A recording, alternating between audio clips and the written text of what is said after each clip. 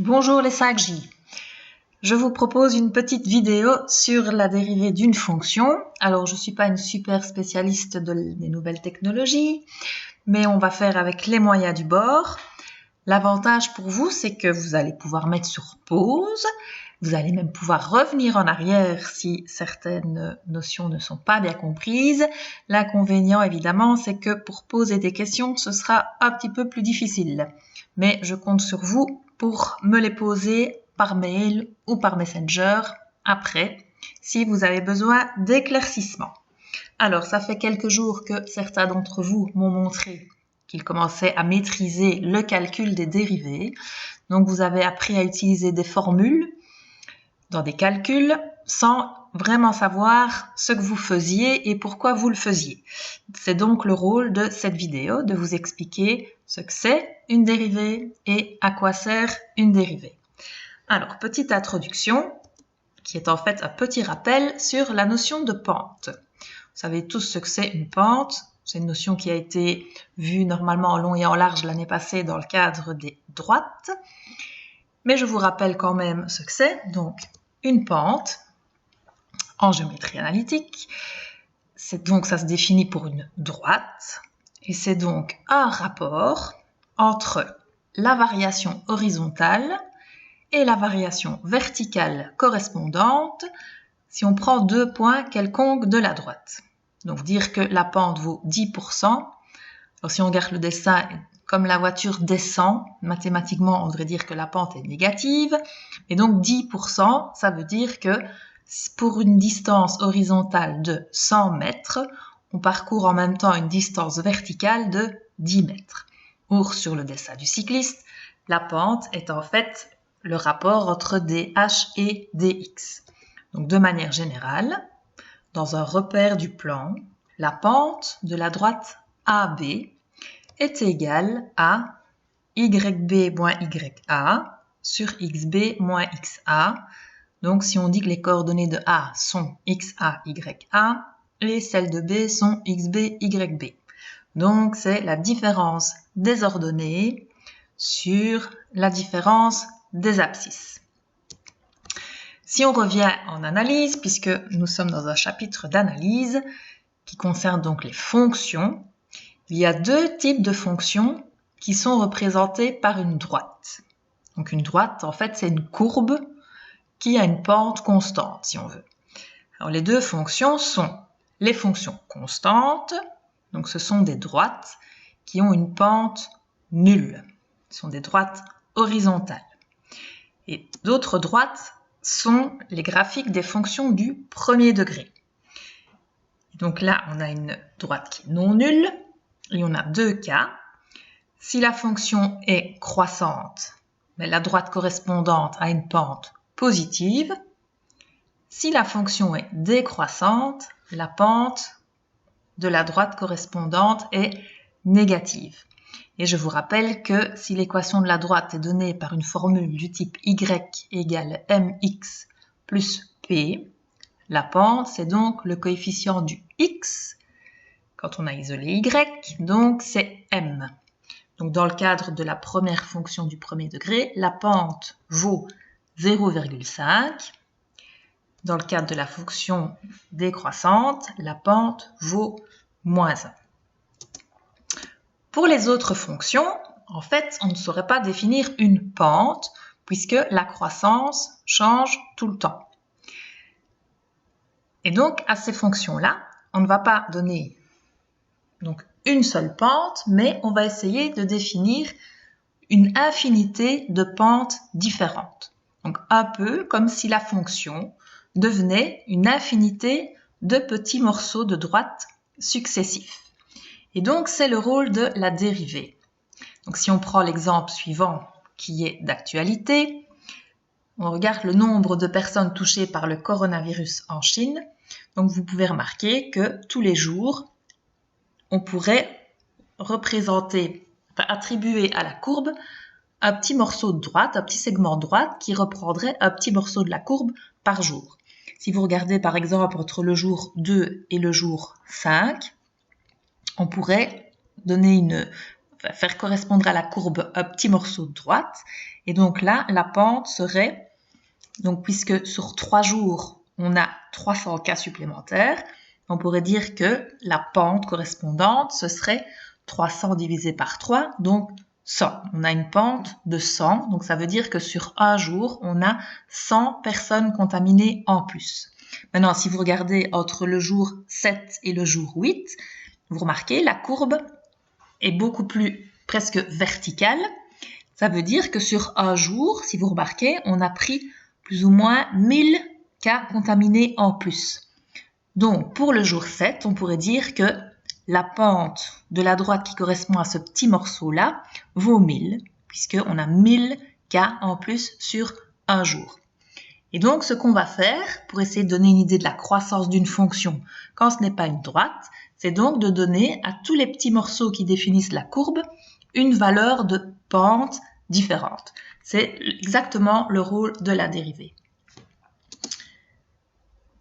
Donc voilà, c'est ce que je vous disais qui vient se mettre à l'écran. Donc voilà, et vous remarquez que pour les Chinois, le pic est dépassé, le nombre de personnes par jour décroît. C'est ce que nous espérons évidemment voir arriver en Belgique aussi. Alors revenons à notre notion de dérivée. Donc si on a une fonction qui dépend du temps, donc le cas du coronavirus, on a le nombre de personnes contaminées par jour. Donc la fonction dérivée nous donne une idée de la croissance à chaque instant. Donc le nombre de personnes infectées supplémentaires par minute supplémentaire, si on veut vraiment prendre une approximation sur des mini-intervalles. Et nous, en mathématiques, les fonctions sont en général des fonctions qui dépendent d'un réel qui n'est pas spécialement concret dans la plupart des exercices qu'on fait. Et donc là, notre fonction dérivée, elle va nous donner une idée de la croissance pour chaque réel du domaine. Donc comment est-ce qu'on fait? Donc comment est-ce qu'on donne des valeurs à la dérivée? Comment est-ce qu'on définit les pentes que nous voulons donner pour chaque réel? En fait, on découpe la courbe en une infinité d'intervalles qui sont tellement petits qu'on les définit en fait par un nombre, donc le nombre A, qui correspond à l'abscisse du point A, et on prend un autre nombre qui est très proche de A, et donc on va noter A plus H, et donc en supposant que H est très petit. Donc ça définit un deuxième point, qui est le point A', dont l'abscisse vaut A plus H. Et donc on définit ensuite la pente de la droite, qui est définie par ces deux points. Donc la pente, comme on l'a vu, différence des ordonnées sur différence des abscisses, donc YA' moins YA sur XA' moins XA. Et donc comme ce sont des points du graphique d'une fonction, ça veut dire que les Y sont les images par la fonction des abscisses. Donc YA' c'est f de A plus H, YA c'est f de A, XA' c'est A plus H et XA c'est A. Et donc A plus H moins A, ça veut dire qu'il reste H au dénominateur. Et donc cette valeur, ça correspond en fait à un taux moyen de variation entre A et A'. Alors si on veut, nous, avoir une variation en chaque valeur de A, pour avoir vraiment toutes les variations pour tous les points, pour faire une variation, il faut 2 points. Maintenant, si on veut que ce soit une variation presque sur un point, on fait en sorte que le point A' se rapproche le plus possible du point A. Donc ça signifie que la valeur H qui sépare A de A' doit tendre vers 0. Et donc, la pente de la droite pour laquelle A' se rapproche de A se calcule en prenant une limite, lorsque H tend vers 0, de la pente de la droite A'. Donc c'est la limite quand H tend vers 0 de f de A plus H moins f de A sur H. Et donc si cette limite existe, parce qu'il est possible évidemment que la limite n'existe pas, ce seront des cas particuliers que nous envisagerons par la suite. Si cette limite existe, on l'appelle le nombre dérivé de la fonction f en A, ce que l'on note f' de A. Et donc f' de A correspond à la pente de la tangente au graphique de la courbe en A. Donc ainsi, à chaque valeur de A, Eh bien, on peut associer la pente de la tangente, donc si cette pente est définie, et ça définit donc une fonction dérivée. Donc la fonction dérivée, qu'est-ce qu'elle fait? Ben, à chaque valeur de a du domaine de la fonction, elle associe la pente de la tangente au point d'abscisse A. Si évidemment cette pente existe, puisqu'il y a des droites déjà qui n'ont pas de pente, et il y a aussi des points en lesquels ce n'est pas possible de définir une seule pente de tangente. Nous verrons ça plus tard. Et donc, déjà, premier rôle de la dérivée, c'est qu'on se rend compte que chaque fois que la dérivée est positive, ça veut dire que la pente de la tangente au graphique est positive, et comme la tangente épouse le graphique, ça veut dire que là où la tangente a une pente positive, la fonction est croissante. Si la fonction dérivée est négative, donc la pente de la tangente au graphique est négative, on peut imaginer qu'à cet endroit-là, la fonction est décroissante. Et donc, étudier le signe de la dérivée va nous permettre de connaître la croissance de la fonction.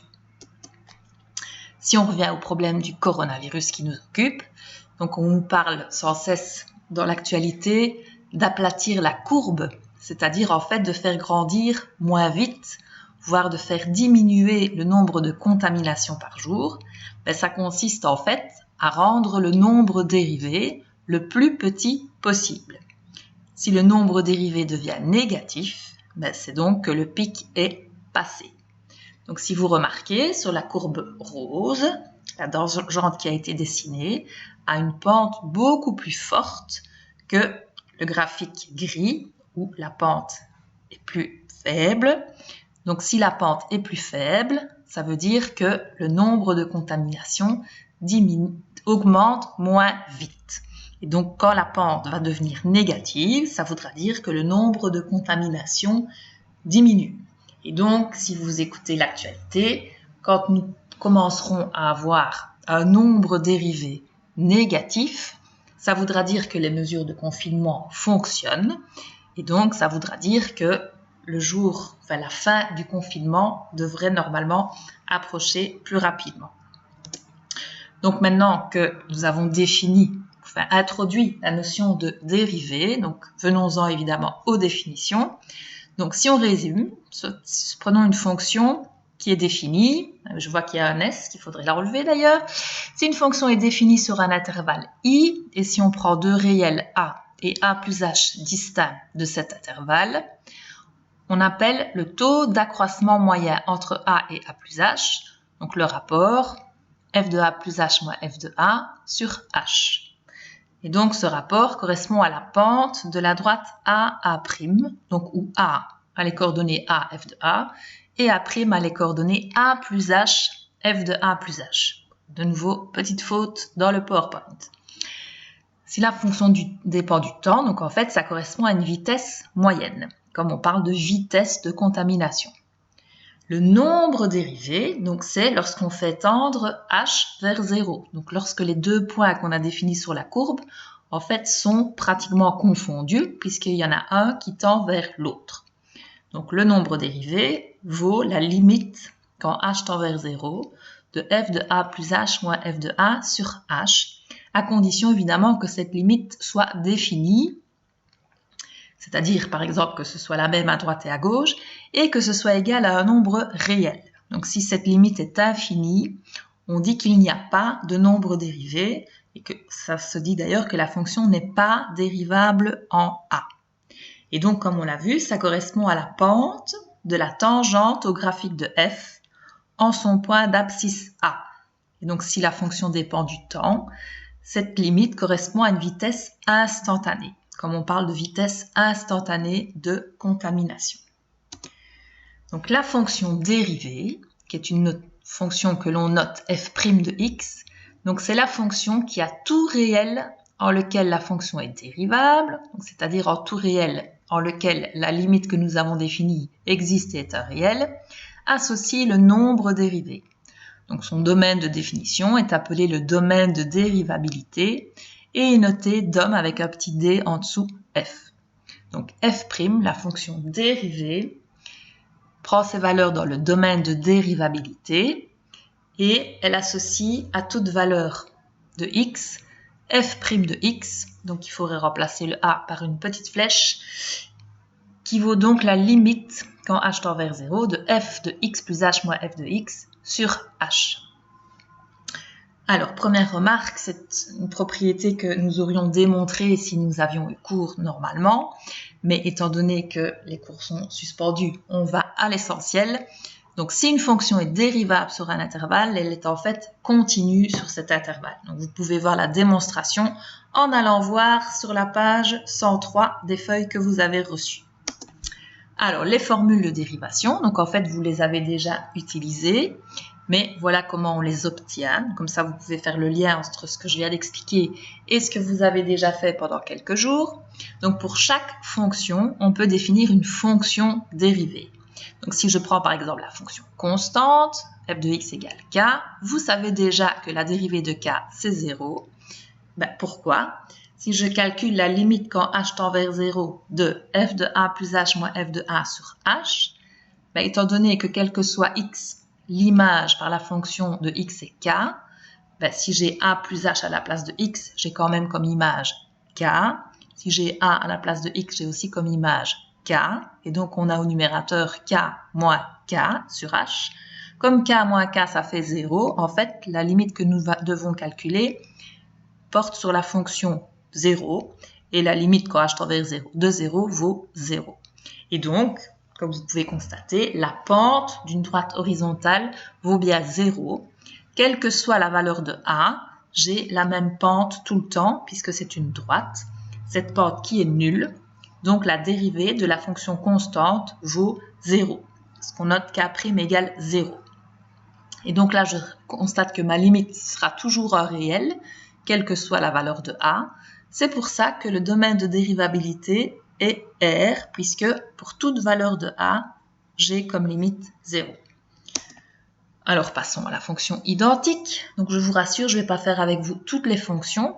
C'est fait dans le cours, donc je vous invite vivement à aller regarder dans les notes comment ont été faites les démonstrations. Mais de nouveau, circonstances oblige, on va à l'essentiel. Donc, regardons quand même la fonction identique, comme nous regarderons la fonction carrée aussi, mais après, on en restera là. Donc, si je prends la fonction identique, une fonction y égale x, c'est une droite, donc vous devriez déjà me dire que la pente de cette droite, c'est bien 1. C'est donc logique que la dérivée, ce soit 1 aussi. Si on fait le calcul, donc l'image de x, c'est x, donc l'image de a plus h, c'est a plus h, et l'image de a, c'est a. Donc, le numérateur devient a plus h moins a. Ce qui laisse h, puisque les a se simplifient. Donc, on calcule la limite quand h tend vers 0 de h sur h, qui vaut 1. Et la limite quand h tend vers 0 de 1, c'est 1. Et là, de nouveau, quelle que soit la valeur de a, je trouverai toujours comme limite 1. Donc, si c'est le cas, quelle que soit la valeur de a, ça veut dire que le domaine de dérivabilité, c'est tous les réels. Et donc, on note x' égale 1. Si je prends la fonction carré, donc f de x égale x carré, je reprends la même formule que d'habitude. Et donc, je remplace f de a plus h par a plus h au carré, puisque la fonction met x au carré. Si on a a plus h, on met a plus h au carré. L'image de a, c'est a carré. Alors, on est en face d'une indétermination du type 0 sur 0, donc je factorise. Donc ça fait différence de 2 carrés, a plus h moins a plus h plus a. Donc première parenthèse, ça donne h. Deuxième parenthèse, 2a plus h. Je peux simplifier les h, donc il me reste 2a plus h. Et donc si h tend vers 0, je peux remplacer h par 0 et il me reste 2a. Et de nouveau, la réponse dépend de la valeur de a, mais me donnera toujours un nombre réel, quelle que soit la valeur de a. Donc, le domaine de dérivabilité, c'est R. Et la dérivée de la fonction x carré, c'est donc 2x, puisque pour a, le nombre dérivé vaut 2a. Donc, si vous remarquez sur le dessin, de nouveau, mon nombre dérivé me redonne bien, ma dérivée redonne bien la pente de la tangente pour chaque point. Donc, si vous voulez la pente de la tangente au graphique au point d'abscisse 1, on remplace dans la dérivée x par 1, donc 2 fois 1, 2. Ben, si vous remarquez, la tangente au point d'abscisse 1, donc en A, quand j'avance de A, je monte de 2 unités, donc la pente vaut bien 2. Donc de nouveau, si je voulais prendre la pente en 0, ben, on remplace x par 0, ça donne 0. Ben, la pente au point d'abscisse 0 est nulle. Cela signifie que la tangente est horizontale, comme on peut le voir sur le dessin. Et donc, on remarque aussi d'ailleurs que c'est en 0 que la pente change de signe, puisque avant 0, la fonction est décroissante, toutes les pentes sont négatives. Ben, avant 0, 2x est bien négatif. Et après 0, les pentes sont positives, puisque la fonction est croissante, ben de fait, 2x est positif. Donc le signe de la fonction dérivée va nous donner la croissance de la fonction. Et là où la dérivée change de signe, ça veut dire qu'on passe par un extrémum. Donc si la dérivée était négative et puis qu'elle devient positive, on est passé par un minimum. Donc toutes les formules sont démontrées dans les feuilles. Alors remarquez que dans les feuilles, on a utilisé une autre notation. On n'a pas mis f de a plus h moins f de a sur h, mais la limite quand x tend vers a de f de x moins f de a sur x moins a. Et donc c'est exactement le même principe. On a deux nombres et un qui tend vers l'autre. Puisque si je prends a plus h et a, quand h tend vers 0, ça veut dire que a plus h tend vers a. Donc ça revient au même à prendre x et a et à faire tendre x vers a. Donc je vous invite à lire les démonstrations des notes de cours. Si vous voulez continuer à construire des notes manuscrites comme vous l'avez fait depuis le mois de septembre, vous pouvez essayer de renoter peut-être un peu en résumé l'introduction et puis renoter les définitions et les formules dans votre cours. Donc vous pouvez les noter toutes celles qui sont dans les feuilles tapées, vous pouvez les recopier dans votre cours. Et donc pour bien comprendre ce que vous faites, je vous encourage à remplacer les formules des feuilles en x et a par des formules avec a plus h et a. Et donc si vous n'êtes pas sûr de vous, vous pouvez prendre des photos de vos notes et me les envoyer pour que je regarde si c'est correct. Alors, il y a des fonctions qui ne sont pas partout dérivables, c'est-à-dire qui ont des réels en lesquels elles sont définies, mais pour lesquelles elles ne sont pas dérivables. Et donc, graphiquement, puisque une dérivée donne la valeur de la pente de la tangente, si la fonction n'est pas dérivable, c'est soit qu'il n'y a pas de pente, soit qu'il y a deux pentes différentes, puisqu'on aurait alors deux limites différentes. Donc il y a en fait 4 cas. Donc le premier cas, c'est si la fonction est discontinue en a. Donc ici sur le dessin, la valeur a correspond à la valeur 1. Donc la fonction est discontinue en 1. Donc ça veut dire qu'elle n'est pas dérivable non plus, puisque si elle était dérivable, elle serait continue. Si elle n'est pas continue, c'est qu'elle n'est pas dérivable. Donc c'est un des cas pour lesquels on a de la non-dérivabilité en un réel. Deuxième cas, c'est si le graphique de la fonction admet une tangente verticale, ce que nous noterons TV, donc en A, puisque une tangente verticale n'a pas de pente, une droite verticale n'a pas de pente. Donc si le graphique admet une tangente verticale, il n'y a pas de pente, il n'y a donc pas de nombre dérivé. Et en fait, une droite verticale qui n'a pas de pente, c'est un peu comme si on lui donnait une pente infinie. Donc on a une tangente verticale par exemple pour la fonction racine cubique de x, dont le graphique est donné ici. Et donc si la fonction est croissante, en fait, ça veut dire que la dérivée est positive. Donc on a dans ce cas-là une pente qui tend vers plus l'infini. Si la fonction était décroissante, on aurait une pente qui tend vers moins l'infini. Et donc, une tangente verticale, ça veut dire que si on vient par la gauche ou par la droite de 0, la limite est infinie et conserve le même signe à gauche et à droite. Donc, comme vous voyez, la dérivée de la racine cubique de x donne 1 sur la racine cubique d'x carré. C'est donc toujours positif. Et donc, si vous remplacez x par 0, si je prends la limite en 0, on obtient 1 sur 0 plus, c'est-à-dire plus l'infini. Et donc, quand nous ferons des calculs de dérivées pour des fonctions et que nous voudrons savoir les particularités du graphique de la fonction, nous chercherons les réels pour lesquels la fonction n'est pas dérivable.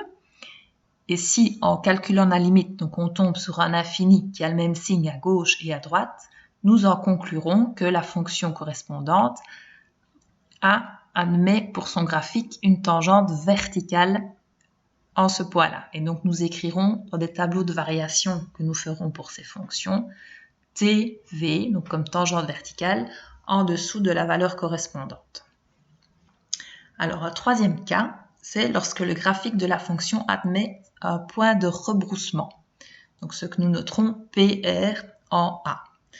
Donc, un point de rebroussement, ça signifie en fait que la limite est infinie aussi, mais qu'elle change de signe selon on s'approche de la valeur par la gauche ou par la droite. Donc, vous avez là le dessin de la fonction racine cubique d'x carré. Donc, la dérivée de cette fonction, c'est 1 sur racine cubique de x. Et donc, là, si je veux calculer la limite en 0, si je fais la limite à gauche, racine cubique de x pour des valeurs plus petites que 0 est négatif, donc on a moins l'infini à gauche. Et si je prends la limite à droite, donc si je m'approche de 0 par des valeurs positives, la racine cubique de x est positive, donc nous avons une limite à droite qui vaut plus l'infini. Et donc c'est comme si on avait deux demi-tangentes qui sont verticales, donc une avec une pente négative, mais une sans pente, mais si on s'approche, si on prend des tangentes qui sont de plus en plus proches du point d'abscisse 0, les tangentes ont des pentes négatives quand on vient par la gauche. Et si je m'approche de 0 en prenant toutes les tangentes pour des valeurs un peu plus grandes que 0, toutes les pentes de ces tangentes seront positives. Et donc vous remarquez qu'il y a un changement de signe en 0 au niveau de la dérivée, donc ça veut dire qu'on admet de nouveau un minimum, puisque la dérivée était négative avant et devient positive après. Et nous avons un dernier cas, qui est si le graphique de la fonction admet un point anguleux. Donc là, nous noterons PA. Donc là, ça veut dire que si vous dessinez les deux tangentes en un point d'abscisse A, les deux tangentes sont différentes, donc elles ne se confondent pas en deux demi-tangentes verticales, mais ce sont deux demi-tangentes, si on veut, qui forment un angle l'une avec l'autre. Et donc là, il y a trois cas différents. Mais donc, ça veut dire que si on calcule la limite, oui, j'ai mis la limite quand h tend vers 0, donc par la droite, donne le réel, donne R, et la limite à gauche donne S. Et donc, il faut qu'au moins un des deux ne soit pas l'infini, parce que s'ils sont tous les deux l'infini, on retombe dans le cas du point de rebroussement.